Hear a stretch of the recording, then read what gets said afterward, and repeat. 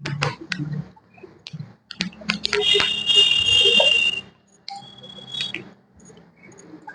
morning to all. My name is Manuha Sharma and I am your biology teacher from Pragyan coaching institute. आज का हमारा topic है mitosis.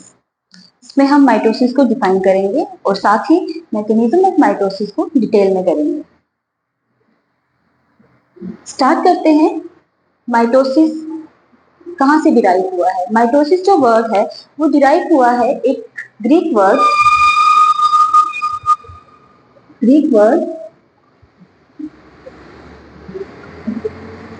Mitos. Greek word है mitos which means thread, thread।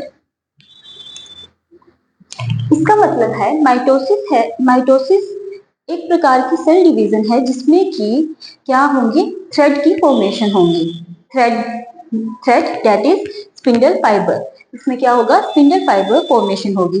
That's why this type of cell division इसे हम क्या कहते हैं? माइटोसिस, क्योंकि इसमें क्या हो रही है? थ्रेड फॉर्मेशन हो रही है, स्पिंडल फाइबर की फॉर्मेशन हो रही है। That's why this cell division is called mitosis. Mitosis को डिफाइन करते हैं। What is mitosis? Mitosis is a process in which a single parent cell divide into two identical daughter cell।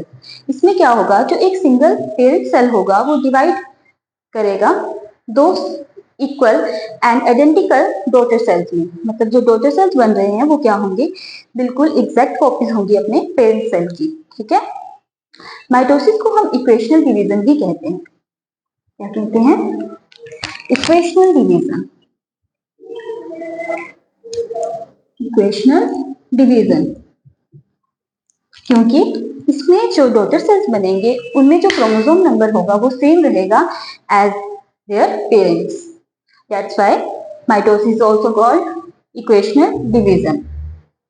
Mitosis जो process है सबसे पहले observe की थी plant cell में स्ट्रेसबर्गर ने। इसने स्ट्रेसबर्गर ने माइटोसिस ऑब्जर्व की थी in plant cell. Strasburger plant cell में माइटोसिस को ऑब्जर्व किया था इन्होंने प्लांट सेल में सबसे पहले। और इन एनिमल सेल वॉल्टर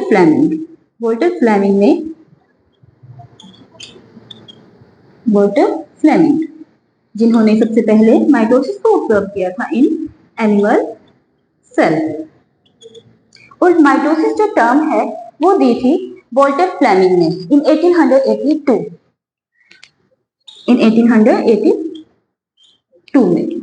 ठीक है।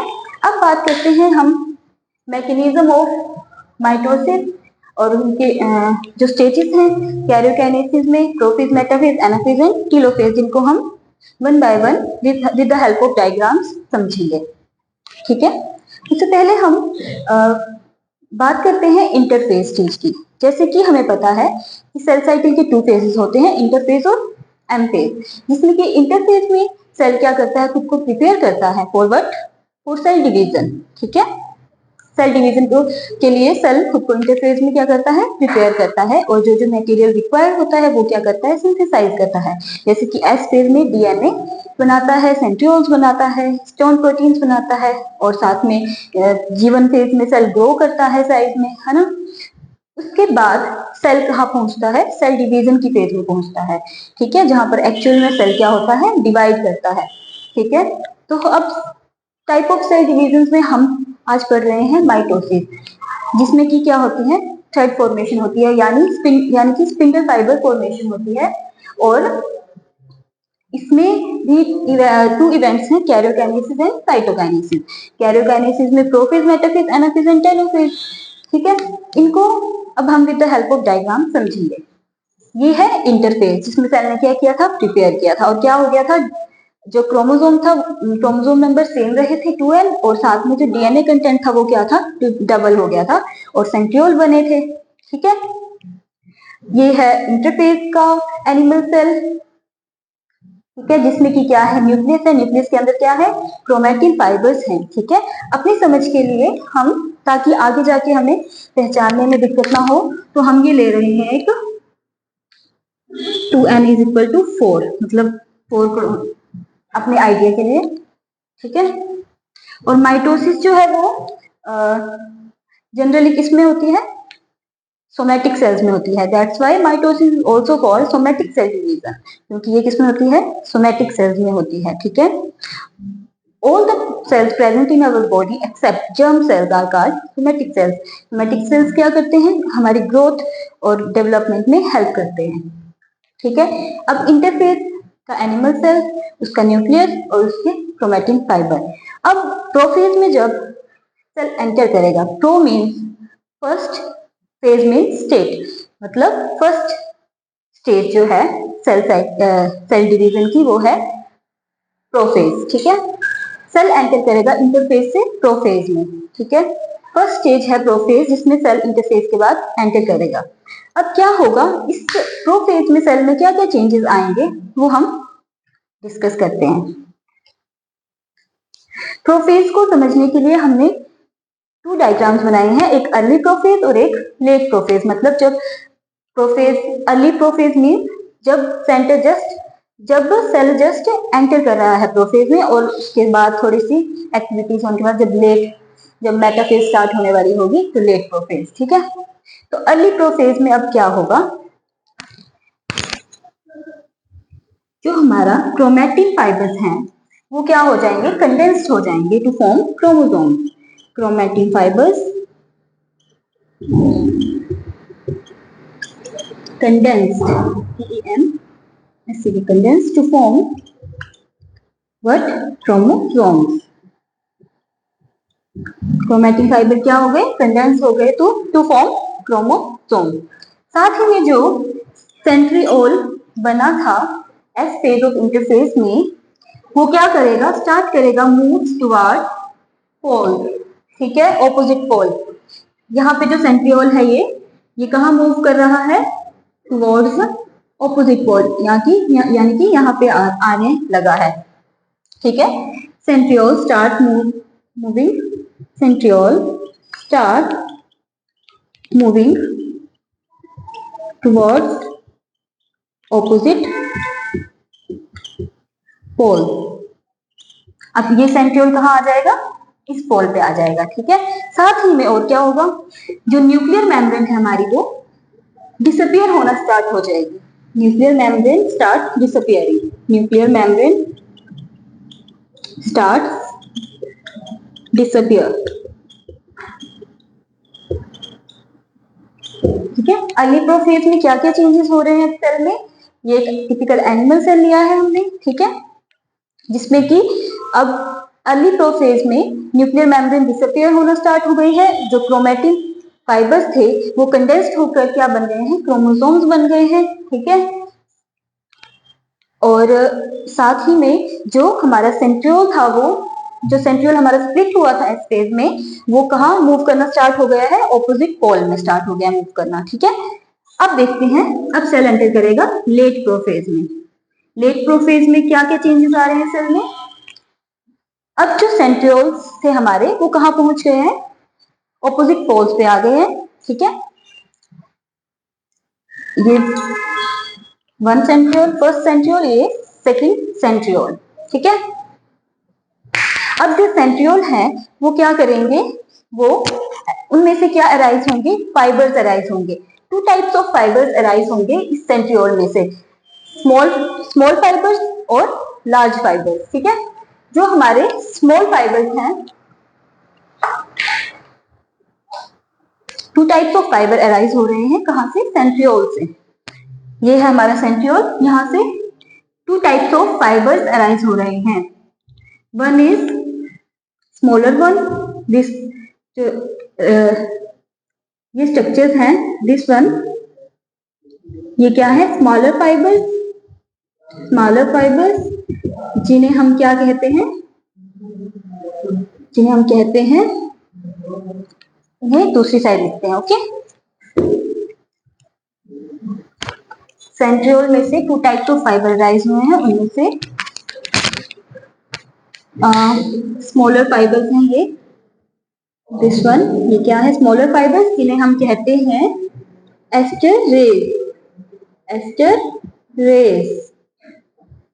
और एक स्मॉलर फाइबर्स अराइज हुए और दूसरे हैं लार्जर फाइबर्स, दिस वन, जिन्हें हम क्या कहेंगे, spindle fibres. Spindle fibres, spindle fibres formation occurs है, ठीक है। स्पिंडल फाइबर्स और स्मॉल फाइबर्स, जिसे हम कहेंगे एस्टर रेस, ठीक है। अब बात करते हैं जो ये एस्टर रेस हैं जो अराइज हुई हैं सेंट्रियोल से और सेंट्रियोल, इन्हें टुगेदर क्या कहते हैं, टुगेदर इन्हें कहते हैं एस्टर। क्या कहते हैं, एस्टर, ठीक है। इसे कहते हैं एस्टर, यहां लिख लेते हैं aster equal to aster rays. Aster rays क्या थी, जो स्मॉल फाइबर से एस्टर रेस प्लस साथ में क्या, सेंट्रियोल, इन्हें टुगेदर हम क्या कहते हैं, एस्टर सेंट्रियोल, ठीक है। और लेट प्रोफेज में क्या हुआ, एस्टर फॉर्मेशन हुई। कितने एस्टर्स बने, 2 एस्टर्स, 1 2, ठीक है। तो लिख लेते हैं क्या क्या चेंजेस आए, 2 एस्टर्स फॉर्म्ड, दैट्स व्हाई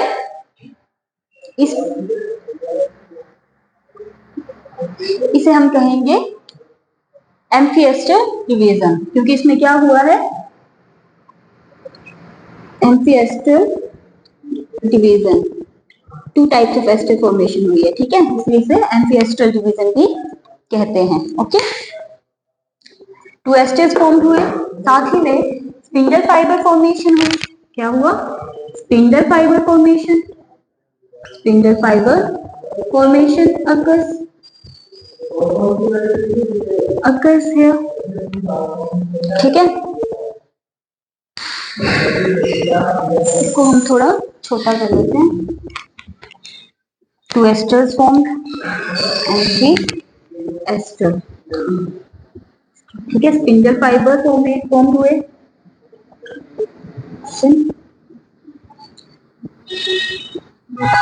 साथ ही में और क्या हुआ, जो हमारा क्रोमोसोम थे, ठीक है, स्पिंडल फाइबर्स किससे अटैच हो गए, क्रोमोसोम से, spindle fibres attach to chromosome, spindle fibres attached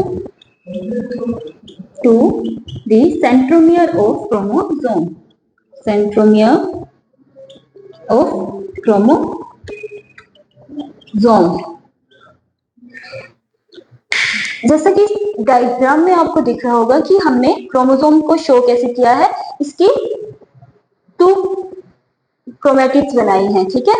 ये क्यों शो किया ऐसे, क्योंकि हमें पता है कि एस फेज में क्या हुआ था, डीएनए डबल हुआ था, डीएनए की 2 कॉपीज बनी थी, तो ईच क्रोमोसोम जो है यहाँ उसके पास क्या होगी, डीएनए की डबल कॉपीज होंगी, एक ओरिजिनल वन होगा और दूसरा क्या होगा, कॉपीड वाला डीएनए होगा, ठीक है। इसलिए हमने इसको 2 आर्म्स शो की हैं, ठीक है, क्रोमोसोम्स की। और इसमें क्या हो गया, स्पिंडल फाइबर में क्रोमोसोम्स के साथ अटैच हो गए, ठीक है, जिन्हें हम जो स्पिंडल फाइबर्स क्रोमोसोम्स के साथ अटैच है उन्हें हम क्या कहेंगे, क्रोमोसोमल स्पिंडल फाइबर। और साथ में डिसकंटिन्यूअस स्पिंडल, इसे हम इस तरह से भी शो कर सकते हैं, डिसकंटिन्यूअस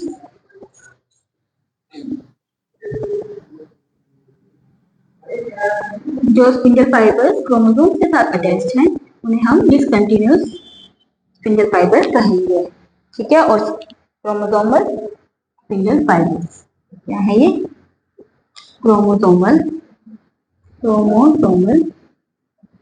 स्पिंडल फाइबर्स, ठीक है।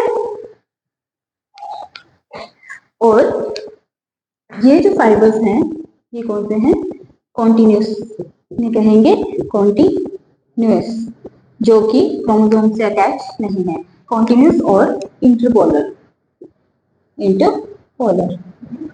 Spindle fibres, 2 types of fibres form हुए, 2 टाइप्स ऑफ स्पिंडल फाइबर्स बने हैं, one is chromosomal spindle fibre और सेकंड वन इज कॉन्टिन्यूस और इंटरपोलर स्पिंडल फाइबर्स, ठीक है। अब सेल एंटर करेगा मेटाफेज में, ठीक है, स्पिंडल फाइबर भी बन गए, एस्टर एस्टर भी बन गए और क्रोमोसोम्स क्या हो गए, स्पिंडल फाइबर से उनका सेंट्रोमेयर अटैच भी हो गया। ठीक है, अब सेल एंटर कर रहा है मेटाफेज में। इसमें क्या होगा, जो स्पिंडल फाइबर्स हैं, ये क्रोमोसोमल स्पिंडल फाइबर्स, ये क्या करेंगे, कॉन्ट्रैक्ट करना स्टार्ट कर देंगे। और मान लीजिए ये एक क्रोमोसोम यहाँ था, एक यहाँ, यहाँ, यहाँ। अब ये जो स्पिंडल फाइबर्स हैं, ये क्या करेंगे, इनमें कॉन्ट्रैक्शन स्टार्ट हो जाएंगी। ठीक है, और ये कॉन्ट्रैक्ट करके जो क्रोमोसोम्स हैं उनको कहाँ लेकर आएंगे, एक इक्वेटोरियल प्लेन में लेकर आएंगे। ठीक है, ये आ गया हमारा इक्वेटोरियल प्लेन। ठीक है, और क्या बना देंगे, मेटाफेजिक प्लेट बना देंगे। ठीक है, अब जो स्पिंडल फाइबर्स हैं वो क्रोमोसोम्स को कहाँ लेकर आ गए, इक्वेटोरियल प्लेन में, सभी को एक लाइन में। ठीक है, और यहाँ क्या बन गई, metaphasic plate formation, metaphasic plate formation. Cell ने एंटर किया है मेटाफेज में। Meta means second, phase means stage, इसलिए जो मेटाफेज है वो सेकंड स्टेज है माइटोसिस की। ठीक है, इसमें स्पिंडल फाइबर्स कॉन्ट्रैक्ट होंगे और इक्वेटोरियल प्लेन में जो क्रोमोसोम्स हैं उनको एक लाइन में ही इकट्ठा कर देंगे और क्या बनेगी, मेटाफेजिक प्लेट बन जाएगी, मेटाफेजिक प्लेट फॉर्मेशन हो जाएगी।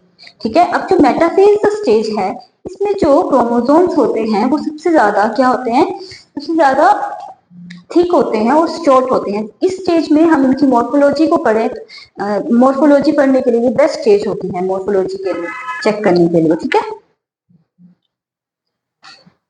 मॉर्फोलॉजी को स्टडी करने के लिए क्रोमोसोम्स की बेस्ट स्टेज कौन सी है, मेटाफेज स्टेज है, क्योंकि यहाँ क्रोमोसोम्स क्या होते हैं, थिक होते हैं सबसे ज्यादा और शॉर्ट होते हैं। ठीक है,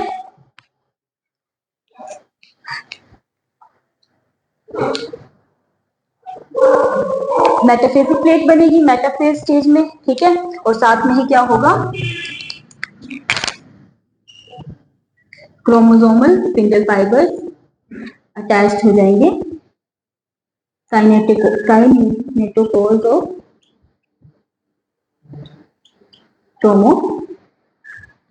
काइनेटोकोर ऑफ क्रोमोसोम।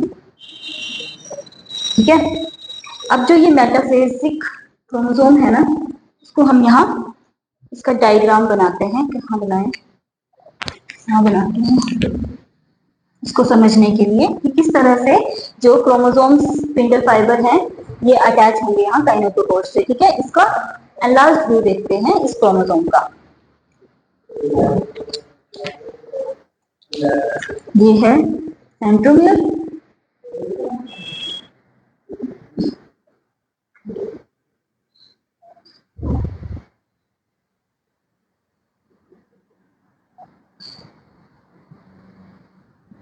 इसमें क्या होगा, जो डीएनए का ओरिजिनल डीएनए होगा, एक में क्या होगा, कॉपीड वाला डीएनए होगा।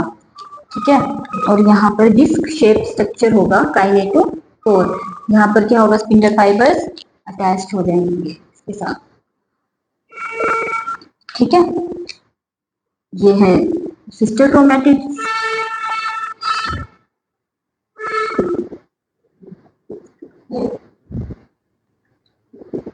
और यहाँ ईच क्रोमोसोम है उसके पास क्या है, 2 copies of DNA. Each chromosome has 2 copies of DNA, one is original one and second is copied one. अब ये स्पिंडल फाइबर्स जो हैं, क्रोमोसोमल स्पिंडल फाइबर्स ये अटैच्ड हो गए हैं डिस्क शेप स्ट्रक्चर जिसे हम कहते हैं काइनेटोकोर। अब ये स्पिंडल फाइबर क्या करेंगे, कॉन्ट्रैक्शन करेंगे अपवर्ड नेक्स्ट स्टेज में, एनाफेज में। ठीक है, और क्या करेंगे, इन्हें स्प्लिट कर देंगे, सेंट्रोमियर को बीच से यहाँ से क्रोमोसोम को स्प्लिट कर देंगे और क्रोमोसोम कहाँ मूव कर जाएंगे, पोल्स में, एनाफेज स्टेज में, जिसको हम नेक्स्ट लेक्चर में पढ़ेंगे। आज के लिए इतना ही।